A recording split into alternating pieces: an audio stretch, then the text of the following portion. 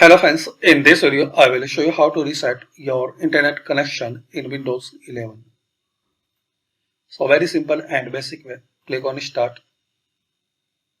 type here CMD, right click on command prompt, run as administrator.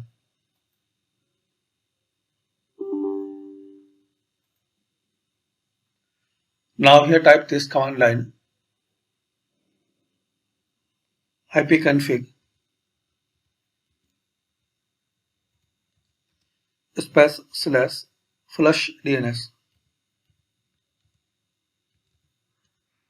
then press enter. Now type the second command line winsock netsh winsock reset, then press enter. Now close it and restart. So this way guys you can reset network connection on Windows 11.